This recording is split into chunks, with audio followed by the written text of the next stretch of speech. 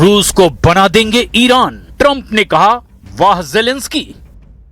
यकीन मानिए, ईरान युद्ध के नतीजों, तबाही और बर्बादी का जबरदस्त असर रूस यूक्रेन पर साफ दिखाई दे रहा है। ज़ेलेंस्की को लगता है कि जिस तरह से अमेरिका और इजराइल ने मिलकर ईरान के मिसाइल और परमाणु अड्डों को तबाह किया है, ठीक वैसे ही वो रूस के मिसाइल और तेल ठिकानों को पूरी तरह से तबाह कर देगा। ज़ेलेंस्की ने कुछ घंटे पहले ऐसा बयान दिया है जो साबित करता है कि अब यूक्रेन रूस के हमलों पर पलटवार नहीं करेगा, बल्कि रूस के हमला करने से पहले ही उसके सैन्य ठिकानों को जलाकर भस्म कर देगा।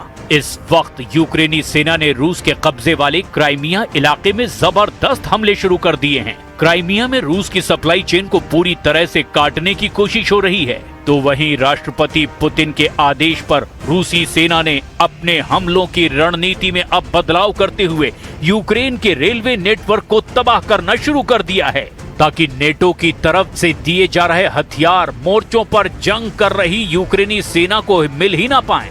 रिपोर्ट्स का दावा है कि 232 मोर्चों पर जबरदस्त खूनी जंग रूस यूक्रेनी सैनिकों के बीच चल रही है। उधर रूस की तबाही और बर्बादी देखकर राष्ट्रपति ट्रंप बेहद खुश हैं। सूत्रों का दावा है कि ट्रंप ने ज़ेलेंस्की से कहा है कि वो रूस में और अंदर घुस करके हमले करे, ताकि रूसी सेना को संभलने का मौका न मिल पाए। ट्रंप ने ज़ेलेंस्की की तारीफ करते हुए कहा कि वो शानदार जंग कर रहे हैं, लेकिन इस बीच पुतिन ने बेलारूस की तरफ से ऐसा मोर्चा खोलना शुरू कर दिया है जो रूस यूक्रेन जंग को परमाणु जंग में बदल सकता है। पहले हमला करेंगे ज़ेलेंस्की, काट देंगे क्राइमिया। पिछले 21 दिनों में यूक्रेन ने रूस में घुसकर बेहद बड़े और तीखे हमले किए हैं। रूस की तेल रिफाइनरियां धूं-धूं कर जल रही है। रूसी तेल डिपो के विशाल ढक्कन धमाकों से उड़ रहे हैं।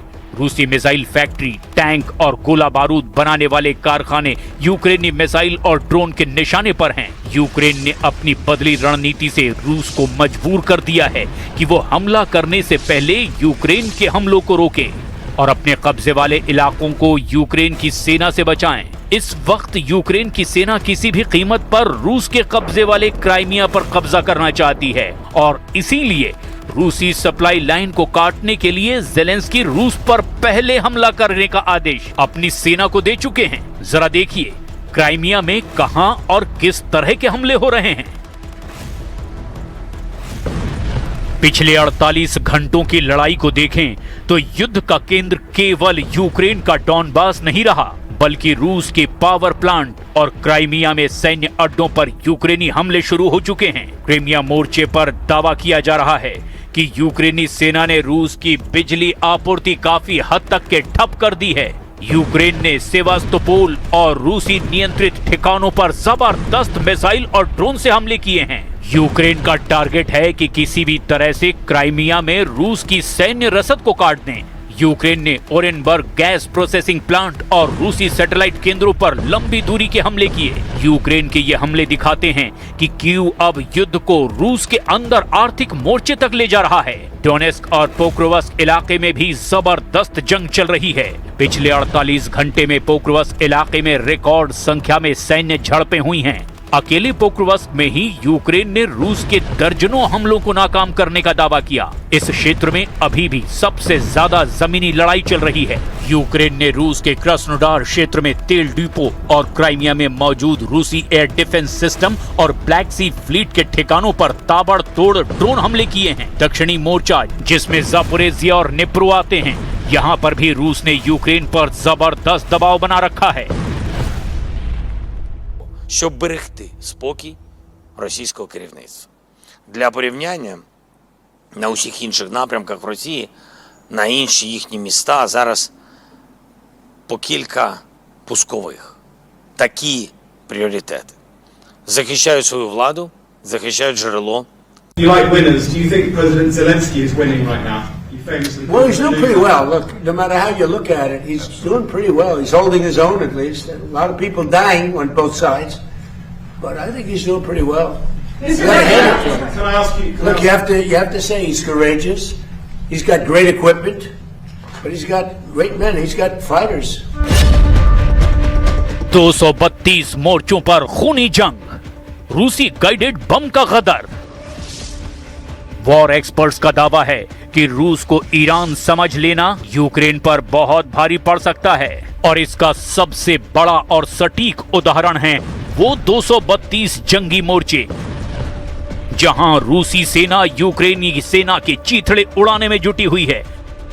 दावा यह किया जा रहा है कि इस वक्त पुतिन के आदेश पर रूसी सेना ने यूक्रेन पर हमला करने में एरियल गाइडेड बम का जबरदस्त इस्तेमाल करना शुरू कर दिया है, जो यूक्रेन के लिए किसी तबाही से कम नहीं है। यूक्रेन के जनरल स्टाफ और रक्षा मंत्रालयों से जारी ताजा रिपोर्ट के मुताबिक पिछले 24 घंटों में यानी 24 से 25 जून 2026 के दौरान रूस और यूक्रेन के बीच फ्रंट लाइन पर 232 से ज्यादा भीषण खूनी झड़पें हुई है। पोक्रोवस्क भीषण जंग का केंद्र है, जहां यूक्रेनी सेना ने पिछले 24 घंटे में रूस के अकेले 32 से ज्यादा हमलों को खदेड़ दिया। यहां उत्तरी सेना ने कुल 19 बड़े हमले किए हैं। उत्तरी और दक्षिणी स्लोबोजान, चाइना और कोपियांस्क में भारी गोलाबारी और झड़पें हुई है। पिछले 24 घंटों की जंग में हथियारों के इस्तेमाल में जबरदस्त बढ़ोतरी दर्ज की गई है। रूसी वायुसेना ने यूक्रेन के ठिकानों पर 262 गाइडेड ग्लाइड बमों से भारी तबाही मचाई है। पोक्रोवस्क, जापोरेजिया और सुमे पर सबसे ज्यादा गाइडेड बमों से हमले किए गए हैं रूस की ओर से। रूसी गाइडेड बम और रॉकेट हमलों से पूर्वी और मध्य यूक्रेन की कई महत्वपूर्ण इमारतें, मिलिट्री शेल्टर्स को भी भयंकर नुकसान पहुंचाने का दावा रूस ने किया है। रूसी रक्षा मंत्रालय ने दावा किया कि उन्होंने पिछले 24 घंटों में जवाबी कार्रवाई करते हुए यूक्रेन के 435 जवानों को ढेर किया है और दर्जनों यूक्रेनी ड्रोन्स को हवा में ही मार गिराया। यूक्रेन के खार्किव और सुमे में भी रूसी सेना ने यूक्रेन के अग्रिम मोर्चों पर नागरिक ठिकानों पर गाइडेड ग्लाइड बमों से और घातक एफपीवी ड्रोन से भारी बमबारी की है।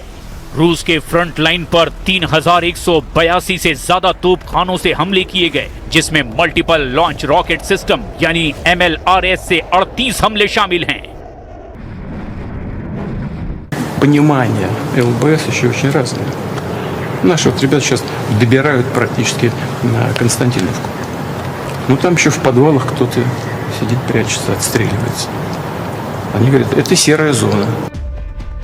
इधर यूक्रेन ने रूस पर पलटवार करने में मिसाइल और ड्रोन का जमकर इस्तेमाल किया है। दावों के मुताबिक यूक्रेन लंबी दूरी के कामिकाजे ड्रोन से रूस की तेल रिफाइनरियों को तबाह करने में जुटा है। इसके अलावा जेट इंजन से चलने वाले बेहद शक्तिशाली और लंबी दूरी के आत्मघाती ड्रोन से रूस में 2000 किलोमीटर अंदर घुसकर हमले किए जा रहे हैं। स्पेशल ऑपरेशन ड्रोन भी यूक्रेन इस्तेमाल कर रहा है। इसके अलावा नेटो की मदद से रूस के खिलाफ सैटेलाइट गाइडेड स्ट्राइक सिस्टम भी इस्तेमाल किए जा रहे हैं। यूक्रेन ने रूस के सैन्य ठिकानों पर हमला करने के लिए एयर लॉन्च क्रूज मिसाइलों का इस्तेमाल किया है। यूक्रेन का दावा है कि रूस ने एक दिन में 67 आर्टिलरी सिस्टम यानी कि तोपें, 4 मल्टीपल लॉन्च रॉकेट सिस्टम यानी MLRS, 3 air defence system, 1 tank, 2 बख्तरबंद गाड़ियां और 450 से ज्यादा सैन्य वाहन और फ्यूल टैंक गंवाए हैं। यूक्रेनी सेना का यह भी दावा है कि उसने पिछले 24 घंटे में 1270 रूसी सैनिक या तो मार गिराए या उन्हें घायल कर दिया है। З реальною оцінкою того, що відбувається. І це оцінка самого окупанта. Наш план тиску болісно сприймається російським керівництвом. Ми досягаємо арсеналів. Поблизу Петербурга знищено значну кількість боєприпасів Балтійського флоту. Були подібні ураження. रूस यूक्रेन जंग को 1583 दिन से भी ज्यादा का वक्त हो चुका है। रिपोर्ट्स के दावों के मुताबिक अब तक हुई जंग में रूस के 12 लाख सैनिक मरने का दावा किया गया, जबकि ब्रिटिश खुफिया प्रमुख ने दावा किया कि रूस के 4.5 लाख से 5 लाख के बीच सैनिक मारे गए हैं और यूक्रेन के 1 से 1.5 लाख सैनिक मारे गए हैं। अब देखना यह होगा कि अगर ज़ेलेंस्की ईरान समझकर रूस पर और ज्यादा घातक हमले करते हैं तो रूस किस तरह से पलटवार यूक्रेन पर करता है।